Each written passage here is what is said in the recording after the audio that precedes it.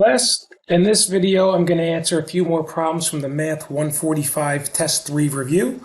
This is Michael Elmes, and we're going to jump in with question number 71. All right, so 71 says we have the square root of x plus 2 equals 10. So what you can do, you can square both sides of this equation, right? So the square of a square root is what's underneath the radical symbol. Right? So if I have x plus 2, the square root of that squared, your answer is just x plus 2. And on the other side, we have 100. Okay? So if I subtract 2 from both sides, you get x equals 98. That's your answer for number 71. Okay?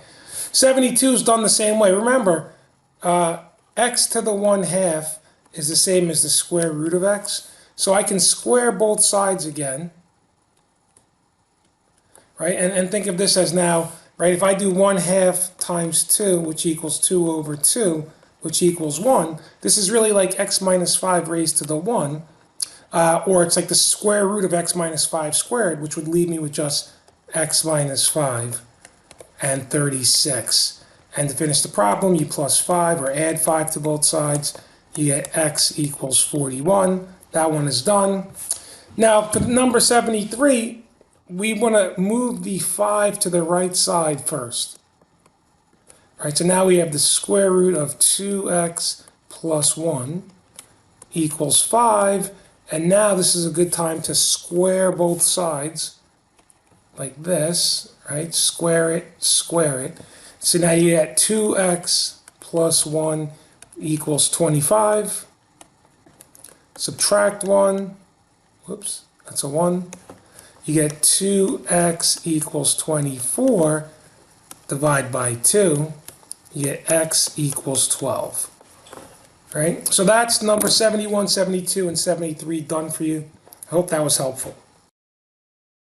So let's move on. The next page we have graphs, right? Matching. So I'm going to, on the side, draw the 5 types of functions we know and what their graphs might look like. Okay, so just bear with me for a moment.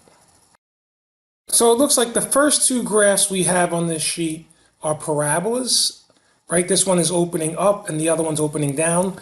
And the equation for a parabola or a quadratic function is ax squared plus bx plus c. C is where we'll cross the y-axis. And if a is bigger than 0, it's going to open up. So 74, a is going to be bigger than 0. 75 opens down, so a would be negative. Right? So we look at our choices where we have an x squared. So questions are choices H, I, and J. So you'll notice that letter H has a negative A, while H, and also J has a negative A, while I has a positive 1 for A. So for letter I, we know the parabola is going to open up, so this would go here, okay? That's my letter I would go to graph number 74 because letter I has a positive A, and this is the only graph, the only parabola that opens up, and it opens up meaning A is positive. Okay. For 75, we know it opens down, so my choices have to be either J or H, right? J or H. But look at the B's, right? The value for, the value for C. According to letter H, we'd cross the y-axis at 4. At J, we'd cross the y-axis at -4. So where does this cross? Looks like we cross the y-axis somewhere up here, which would be maybe +4. So for 75, I have a negative A, and I cross the y-axis at a positive value. So letter H, you'll notice we cross, it's a negative A, and we cross at a positive value, right? So letter H would be your answer for number 75. Okay, so we got the parabolas out of the way. 76 and 77 are straight lines. Those are linear equations, and we can write the function for linear equations as such. So I took the liberty of jotting some notes down here on the right side, right? So straight lines like 76 and 77 It's either written as y equals mx plus b or y equals b plus mx. If m is bigger than 0, it's an increasing function. So if you look at number 77, I like to draw a person on the graph, right? And I ask myself, is the person walking up a hill or down a hill? If we're walking up a hill, it's increase, right? And that means that my m is going to be positive or greater than 0. So 76 is the decrease, right? Because I'm going down a hill. So m is going to be negative, right? So when I look at my options for functions that are in the form of y equals mx plus b or y equals b plus mx, I can see that my three choices are, looks like D, E, and F. So let's do the one with the positive slope first, right? So letter E has a negative slope, letter F has a negative slope, letter D has a positive slope. So the graph that's going up from left to right is graph D, right? Letter number 76, we're falling down, right? So we have a negative slope, but remember the B is where we cross the y-axis, right? B is your y-intercept. So it looks like our y-intercept is going to be positive. So we need a negative slope with a positive y-intercept. So number 76, here's negative slope, positive y-intercept. Negative y-intercept, negative y-intercept. But letter F, negative slope, positive y-intercept. That's got to be this one. Okay, so we've just done 75, 76, 77. All right, let me just erase this. Okay, questions 78 and 79, those are exponential functions. They almost look like half of a parabola. And this is what an equation for an exponential function looks like. If b is bigger than 0, we have growth, right? So this is growth. So I know b will be bigger than 0. Sorry, I made a mistake. It's actually bigger than 1. Whoopsie. Let's fix that. And actually, I wrote it wrong twice. There we go. Nothing like catching a mistake, real time. B is greater than 1, and B is greater than 1. So if B is bigger than 1, we have growth. If B is between 0 and 1, we have decay. Right, so here I know B will be between 0 and 1, and in this one, B will be greater than 1. Right, because I'm walking up a hill versus down a hill. So when I look at 78 and 79, my options are only letters A and B, right? Those are the only two where we have an exponent that's a variable, right? So when you look at letter A, it's 4 to the x. So in this one, my B equals 4.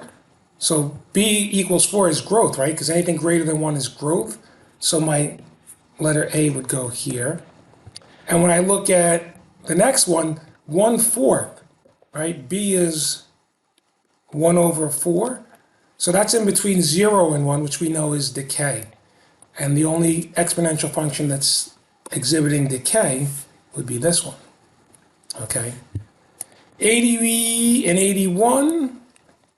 Take a look at 80. These are what we call rational functions, right? So I think it's something like y equals p of x over q of x, right? Usually we have a fraction bar with these problems with a variable in the denominator.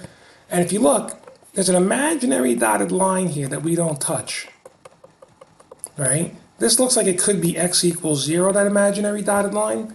So I go to my problems with the fraction bar. Looks like letter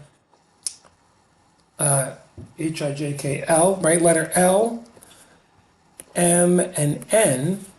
But if you look at the domain for letter L, it's all real numbers except 0, right? Because I can't have a 0 in the denominator. Letter M is all real numbers except x cannot be 3, right? Because 3 would give me a 0 denominator. And we know we can't divide by 0. And here x is not allowed to be negative 3, right? Because negative 3 plus 3 is 0. Right? So the graph where there's an imaginary dotted line at 0, right, your asymptote would be number 80, right? So I know letter L goes to 80. right? And then when I look at 81, the imaginary dotted line, right? If this is 0, 0, I know x is not allowed to be some positive value, right? Because this imaginary dotted line happens at x equals some positive number. So when I look at my other two choices, where would I have an imaginary dotted line? Where would I have an asymptote? This would be x equals -3 and +3. Well, we know this imaginary dotted line is not -3, but it could be +3. So letter M would go here. And then we just look at 82 and 83. All right, so 82, this looks like a parabola on its side. So we call those radical functions, right? So we should have a radical symbol as our choice. Okay, now looks like for number 82, anything this way, right? The domain looks like it starts here and goes to the right, right? So this looks like this happens at a +2, right? If I put in a +2 here for x, you get 2 minus 2 is 0. The square root of 0 is 0, right? So y equals 0 when x equals 2. So letter Q could go here. And then here, this looks like a negative value, right? If this is 0, 0, it looks like x is negative when y is 0. So if you look at letter O, right, if I put in x equals -2, I get -2 plus 2 is 0. Square root of 0 is 0. So y is 0 at x equals -2 corresponds to letter O. Okay? That's how we do the graphs. If you're in my class, I guarantee I'm going to give you a lot of graph matching. Okay, so this is a good exercise to practice. I think I'm going to stop here, and then we'll get into the cumulative review part of the review packet in the next video. Thank you for watching.